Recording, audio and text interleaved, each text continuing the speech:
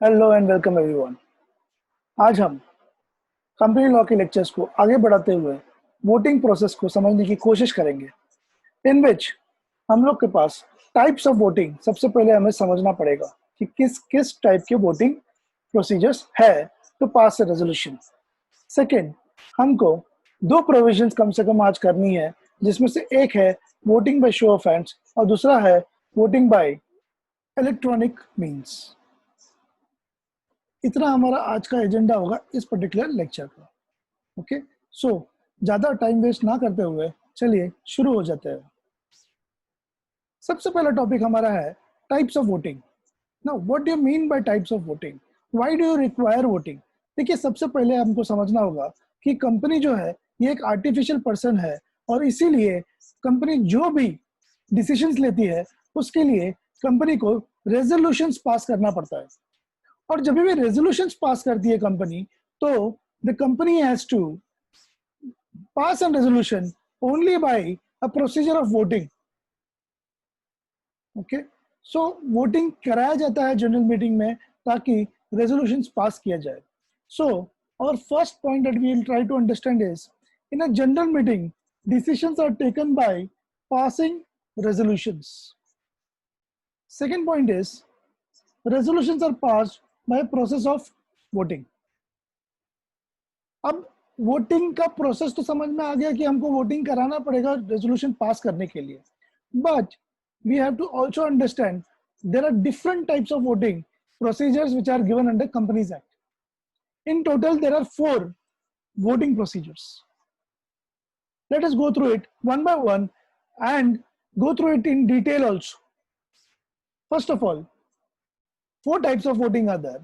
The first type of voting is voting by show of hands, जहाँ पे किसी भी रेजोल्यूशन को प्लेस किया जाएगा जनरल मीटिंग में वोटिंग के लिए, और सबसे पहला तरीका होगा शो ऑफ हैंड्स।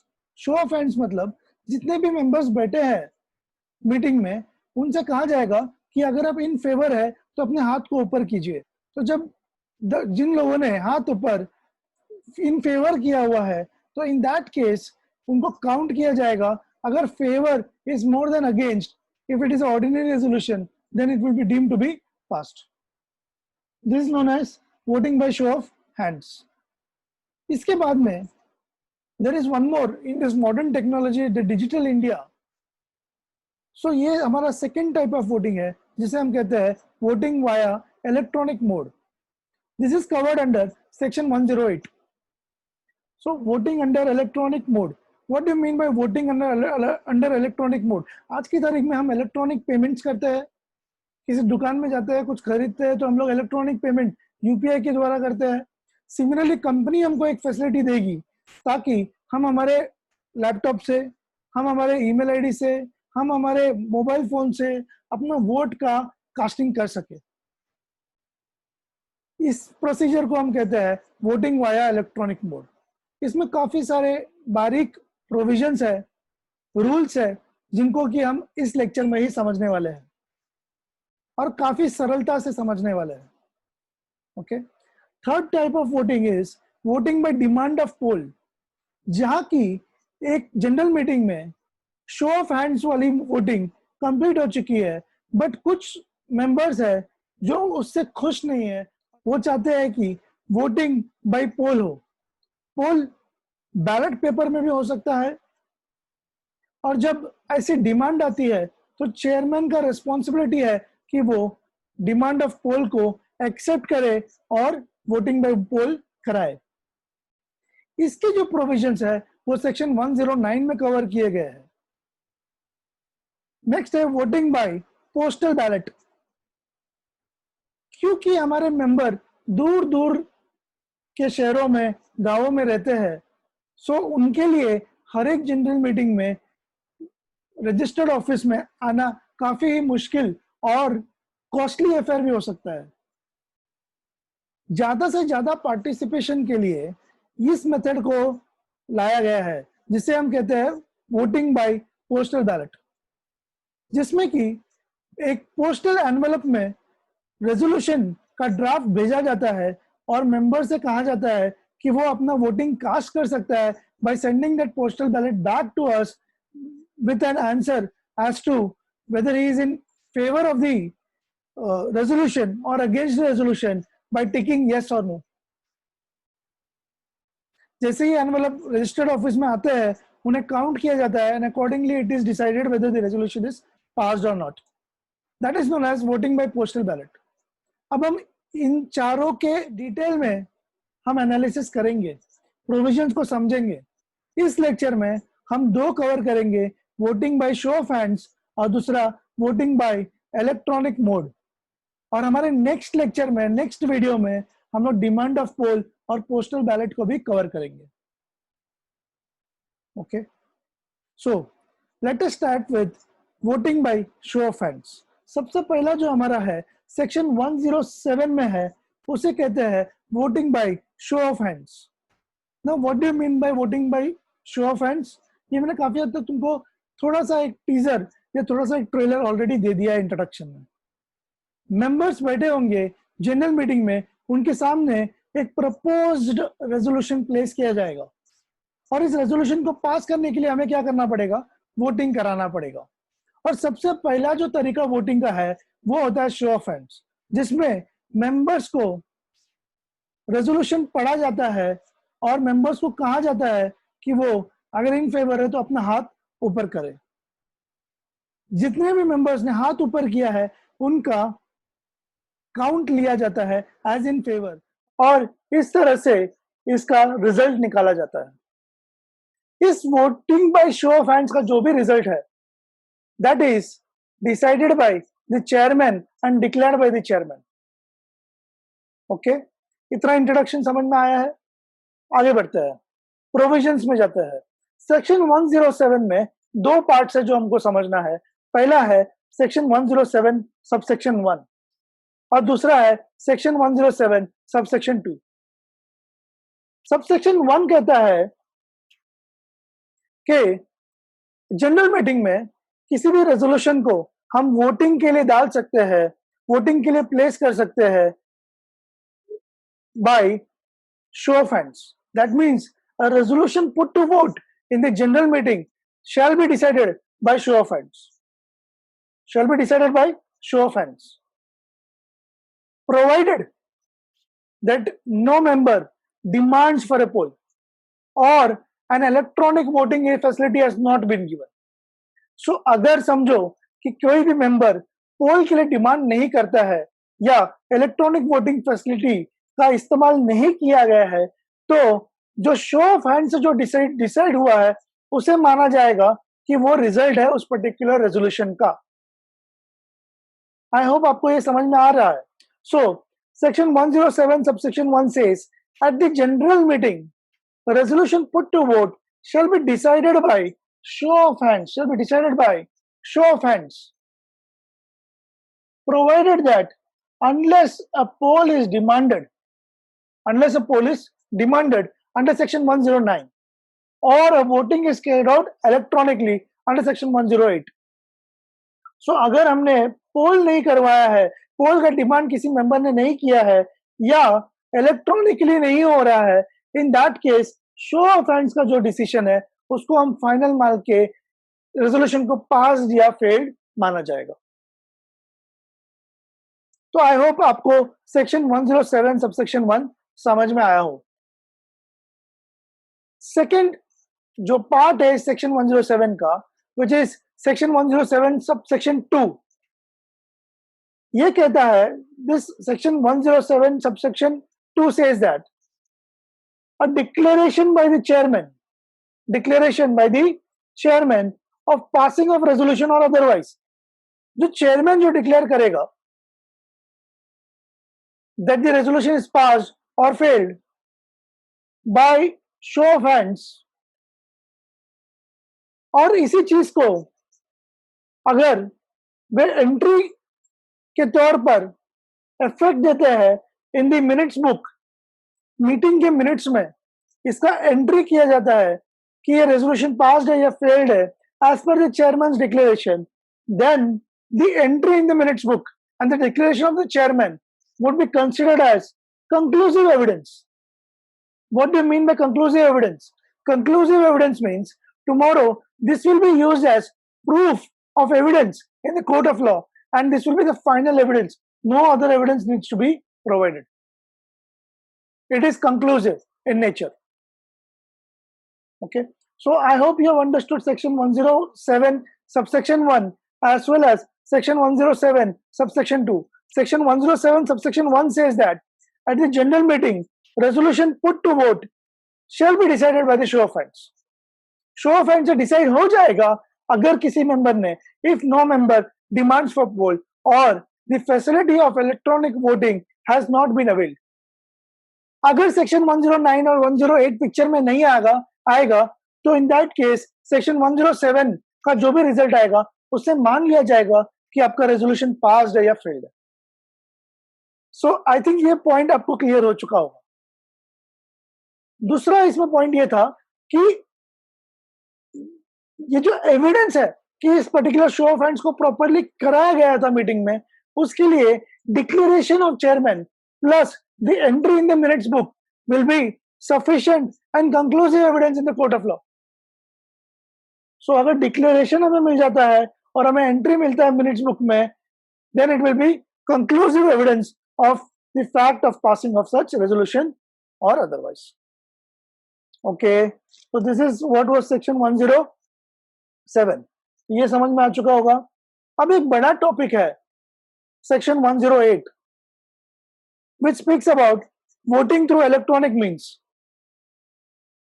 अब इलेक्ट्रॉनिक मीन्स जो है सारी जगह पे डिजिटल इंडिया कोविड सिचुएशन के बाद में जो न्यू नॉर्मल की बात कर रहे हैं हम लोग, इस न्यू नॉर्मल में ज्यादा से ज्यादा जो ट्रांजैक्शंस है या बिजनेस जो है वो इलेक्ट्रॉनिक मीन्स से ही होने वाली है और इस चीज को हम सबको एक्सेप्ट करनी होगी. और कंपनीज एक्ट में ये दूरदर्शिता के साथ ऑलरेडी सेक्शन 108 को इंक्लूड किया गया है with provisions of electronic means voting. E voting भी हम इसे कहते हैं. मतलब कोई भी member before the meeting starts itself can vote for the resolution, can cast his vote for the resolution. उन्हें अपना लॉगिन आईडी या जो स्क्रीन है उसका डिटेल्स दिया जाएगा, वोटिंग स्क्रीन का डिटेल्स, जहां पे वो जाके अपना यूनिक वोट कास्ट कर सकते हैं. अब मैंने यहाँ पे एक वर्ड यूज किया यूनिक वोट. इसका मतलब यह है कि जो मेंबर एक बार अगर अपना वोट कास्ट कर लेता है through e voting, through remote e voting, फिर वो उसे चेंज नहीं कर सकता. He cannot change his vote subsequently after casting through remote e-voting. Also, वो दोबारा मीटिंग में आके वोट नहीं कर सकता. वो मीटिंग में अटेंड कर सकता है. ऐसा मेंबर जिसने कि ऑलरेडी रिमोट ई वोटिंग के जरिए अपना वोट कास्ट कर लिया है, वो मीटिंग अटेंड करने का हक उसके पास होगा, लेकिन वो फिर से वोट नहीं कर पाएगा. So he will be able to attend, but he will not be entitled to vote again. Okay. So these are basic rules of voting through electronic means. Let us go into details of the same, details of the provisions which are provided in Companies Act. Now Rule 20 is what is governing this provision. Let us move into it straight away. Which are the types of companies or class of companies for which Companies Act has made it mandatory that they have to provide the facility of voting by electronic means at general meeting to its members? It's a very important point. ऐसी कौन सी कंपनियां हैं जिनको ये mandatorily rule डाला हुआ है company law में कि उनको इलेक्ट्रॉनिक फैसिलिटी वोटिंग के लिए दिया ही जाना चाहिए? ऐसे दो टाइप की कंपनीज है.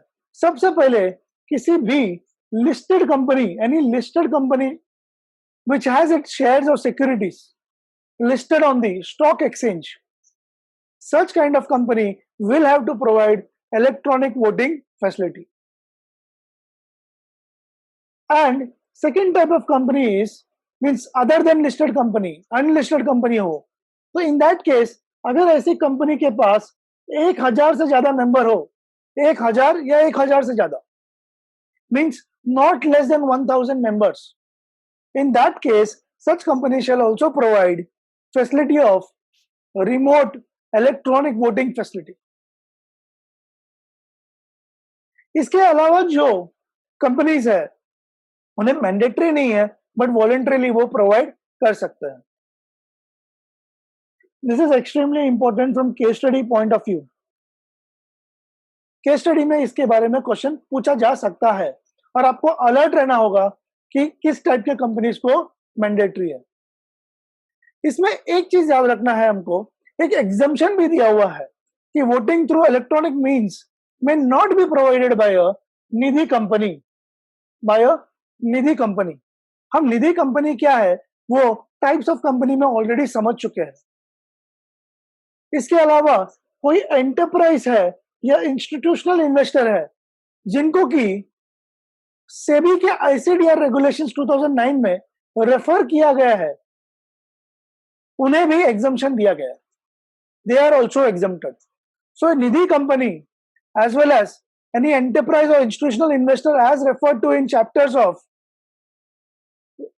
SEBI ICDR regulations 2009 have been exempted from providing electronic facility for voting to its members.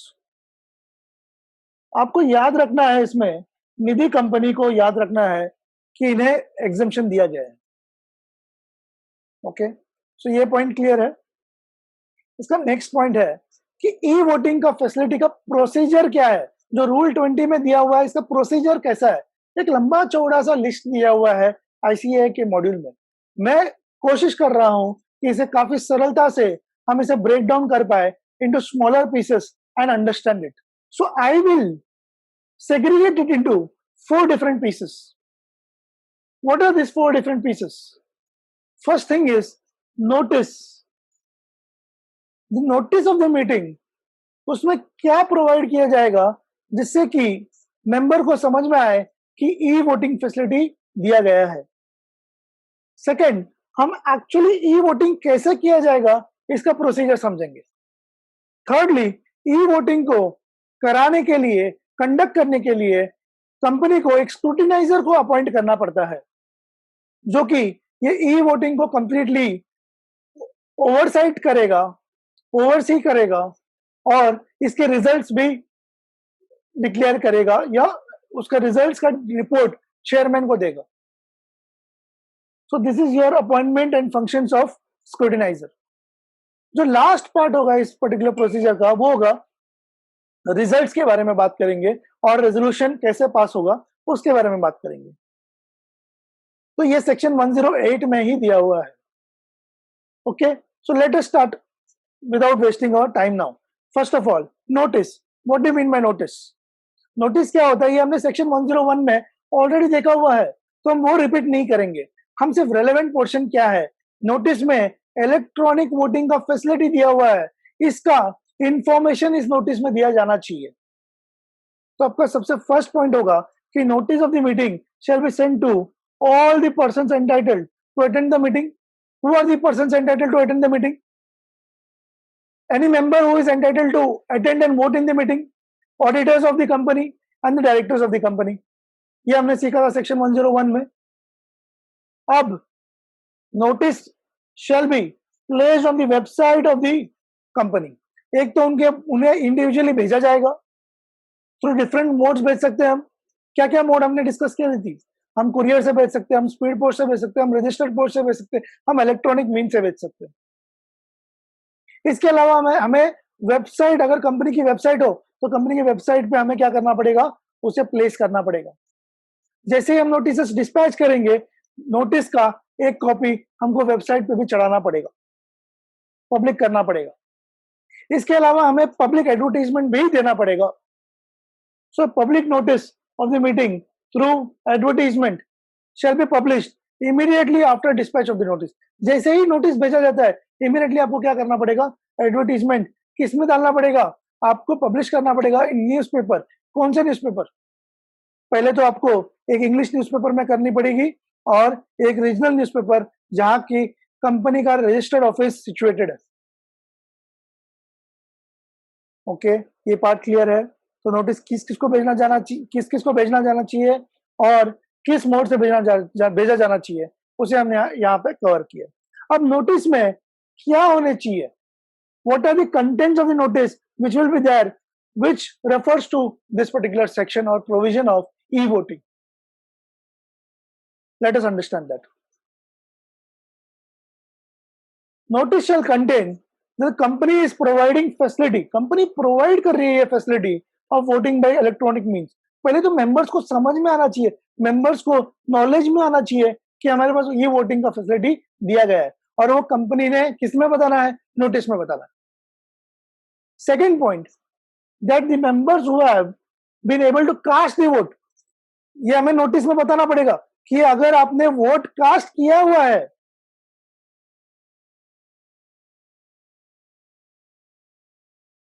तो आपको दोबारा वोट कास्ट करने का, members who have cast their vote, तो उनको दोबारा वोट करने का मौका नहीं मिलेगा।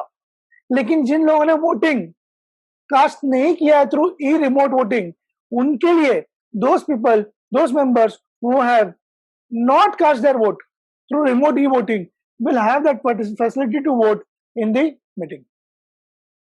And if anybody has cast their vote through remote e-voting, then they shall attend the meeting but shall not cast the vote again. यही चीज मैंने आपको स्टार्टिंग में बताया हुआ था, इंट्रोडक्शन ऑफ दिस टॉपिक में बताया हुआ था। सो आई होप ये चीज भी आपको क्लियरली समझी होगी। नोटिस में इसके अलावा प्रोसीजर, ये तो हुआ एक डिस्क्लेमर सॉर्ट ऑफ थिंग कि आप वोटिंग अगर आपने कर लिया है तो आपको फिर से दोबारा वोटिंग करने का मौका नहीं मिलेगा। अगर आपने वोटिंग नहीं किया है थ्रू ई रिमोट वोटिंग मीटिंग के पहले, तो आपको मीटिंग के दौरान भी आपको वोटिंग करने का मौका दिया जाएगा। इसके अलावा notice shall also indicate the process and manner for voting, process बताया जाएगा और मैनर फॉर वोटिंग भी आपको क्या करना पड़ेगा, बताना पड़ेगा किस प्रोसीजर से आपको करना पड़ेगा। The process of voting has to be provided in the notice. Second is indicate the time schedule including the time period during which the votes may be cast. आपको टाइम शेड्यूल बताना पड़ेगा कि ये बजे से लेकर ये बजे के बीच में या ये डेट से लेकर ये डेट के बीच में, बिजनेस आवर्स के दौरान, जो भी आप डिक्लेयर करते हो अपने नोटिस में, वो आपको नोटिस में बताना पड़ेगा मेंबर्स को, ताकि मेंबर्स उस टाइम पे जाके अपना वोट्स कास्ट कर पाए। इसके अलावा मेंबर्स को एक्सेस करने के लिए वोटिंग सिस्टम को, उन्हें हमें लॉगिन आईडी भी प्रोवाइड करना पड़ेगा। ये सिक्योरिटी पर्पस के लिए भी काफी इंपॉर्टेंट है, ताकि जो पर्सन मेंबर है जिसका वैलिड लॉगिन आईडी है सिर्फ वही वोट कर पाए और कोई आउटसाइडर वोट ना करे। सिमिलरली इसी रीजन के लिए उसे जो प्रोसेस है वोटिंग का वो भी समझाना पड़ेगा नोटिस में, और उसे अगर पासवर्ड जनरेट करना है तो वो भी प्रोसेस इसी नोटिस में दिया जाएगा।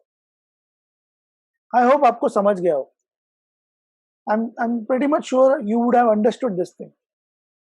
And do go back to my lecture on notice to understand about notice more, because over here I am only covering the relevant portion for e-voting purposes. But if you want to understand what is notice and what are the provisions of notice, do go to my video of section 101. Okay. Now, the first part of the procedure, which was notice, we have completed. Now the second part, which is e-voting, let us try and understand this. What is e-voting? E-voting क्या है वो तो हमें समझ में आ चुका है। E-voting का प्रोसीजर क्या है? ई-वोटिंग जब भी कंपनी प्रोवाइड कर रही है तो उसे कम से कम 3 दिनों के लिए, at least 3 days, not less than 3 days, कम से कम 3 दिनों के लिए आपको ओपन करना पड़ेगा। इसके अलावा आपको ई-वोटिंग जो फैसिलिटी है वो मीटिंग के एक दिन पहले, preceding the date of meeting, you will have to close at 5 p.m. close at 5 p.m. ये काफी इंपॉर्टेंट पॉइंट है from case study point of view. आपको मीटिंग के एक दिन पहले शाम 5 बजे आपका जो वोटिंग फैसिलिटी है उसको ब्लॉक कर देना है। लेकिन अगर कंपनी इलेक्ट्रॉनिक वोटिंग का जो फैसिलिटी है If the company is giving the electronic voting facility during the meeting also, then the facility will continue till the conclusion of the meeting or till the conclusion of the voting. I hope this point is clear. So members holding shares may opt for remote e-voting.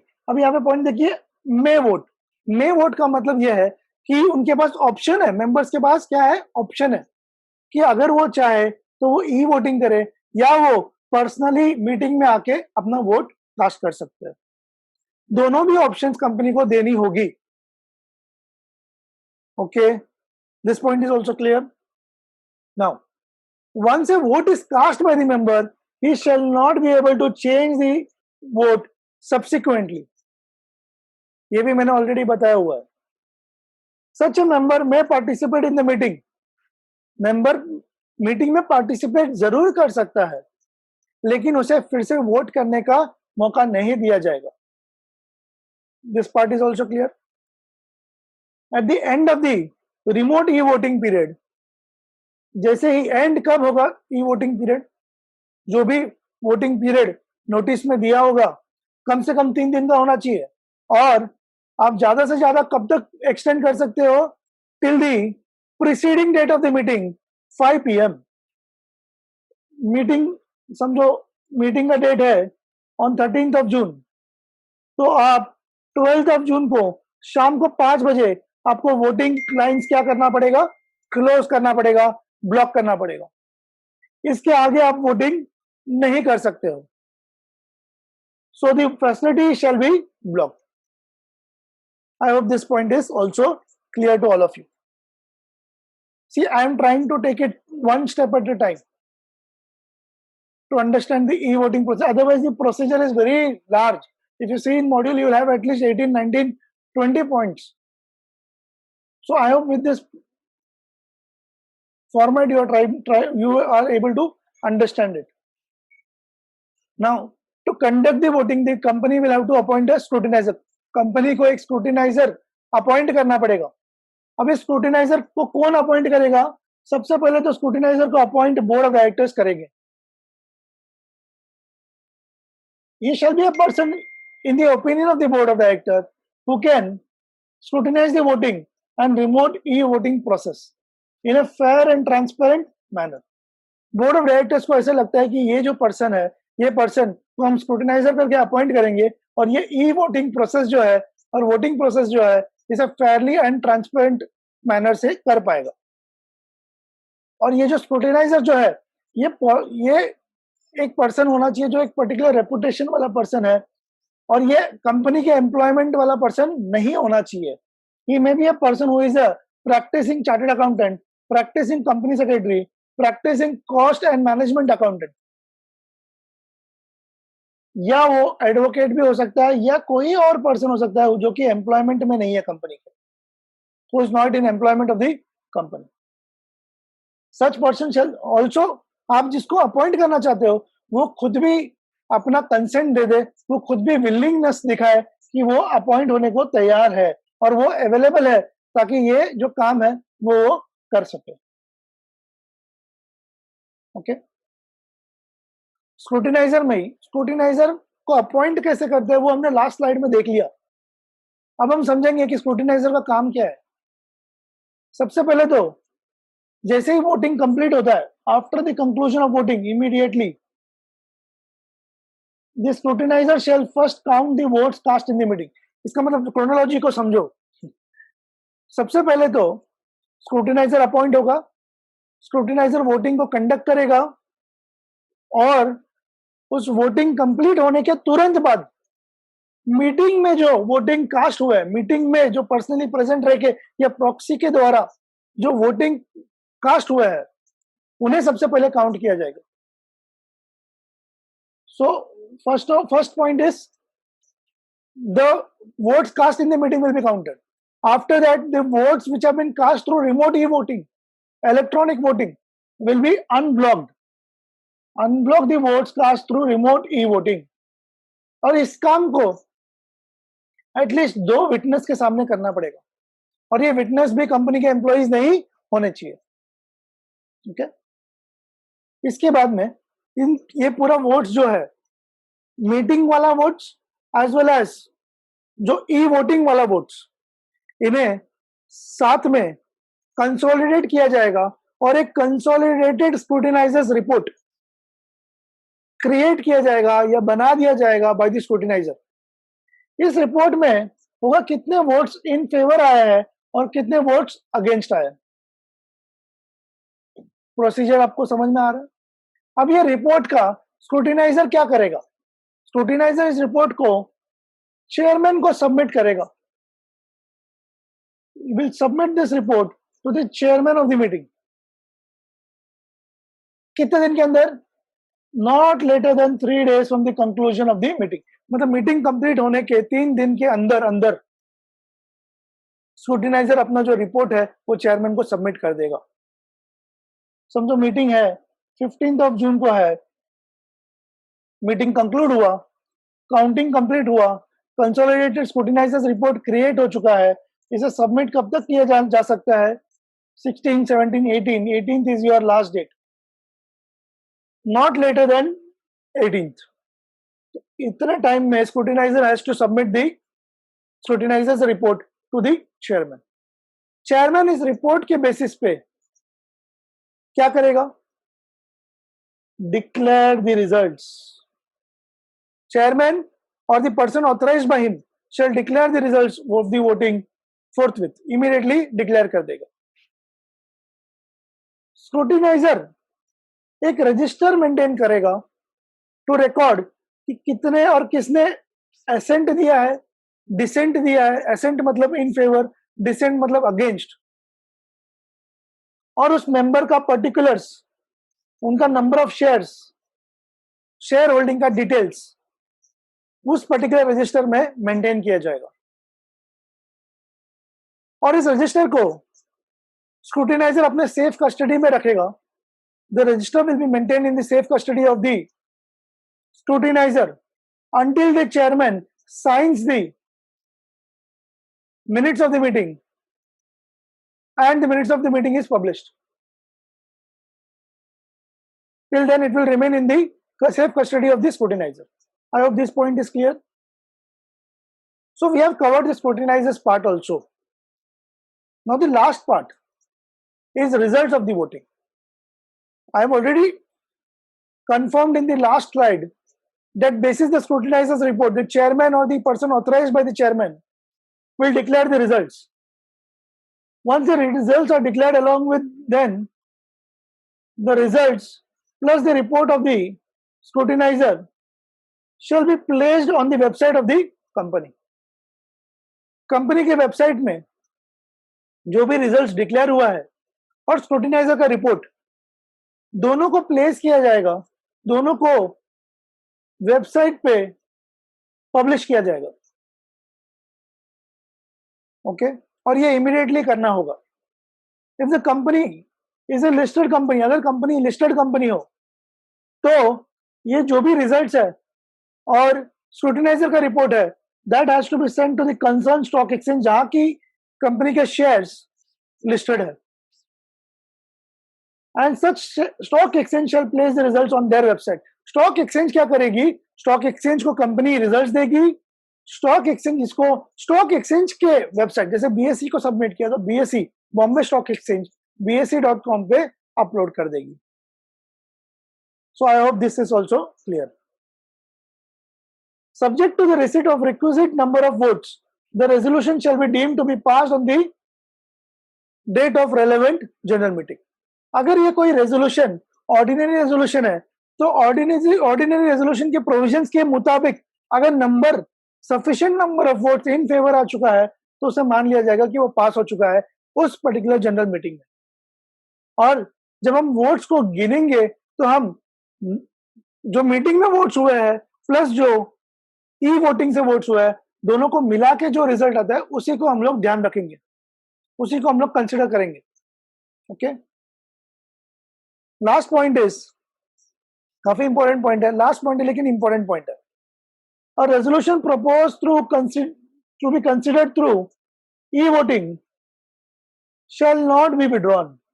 एक बार आपने electronic voting के लिए कोई resolution डाल दिया, notice भेज दिया, उसके बाद में आप उसे विड्रॉ नहीं कर सकते हो। क्लियर है ये वाला पॉइंट भी? तो इसी के साथ हमारा ई वोटिंग का जो प्रोसीजर है वो कंप्लीट होता है। तो हमने 4 पार्ट में ई वोटिंग का जो प्रोसीजर रूल 20 है, जो कि भारी भरकम बड़ा सा प्रोसीजर है, उसको हमने टुकड़ों टुकड़ों में समझा। पहले नोटिस में समझा, फिर हमने ई वोटिंग के प्रोसीजर के द्वारा समझा, फिर हमने स्क्रूटिनाइजर को अपॉइंटमेंट और उसका फंक्शंस क्या होता है वो समझ में आ गया हमें, एंड लास्टली रिजल्ट्स को हम लोग कैसे पेश करेंगे या डिक्लेयर करेंगे उसके बारे में भी हमने समझ लिया। तो ये हमारा एक पार्ट ऑफ वोटिंग यहाँ पे कंप्लीट होता है। Section 107 and section 108 we have comprehensively covered in this particular lecture. If you have understood the lecture, then do like this lecture and share it with your friends. This will act as a motivation for me. And if you have not yet subscribed to my channel, do subscribe to my channel, because I will be coming up with many such simple explanation on company law. It is a very simple subject. Thanks a lot.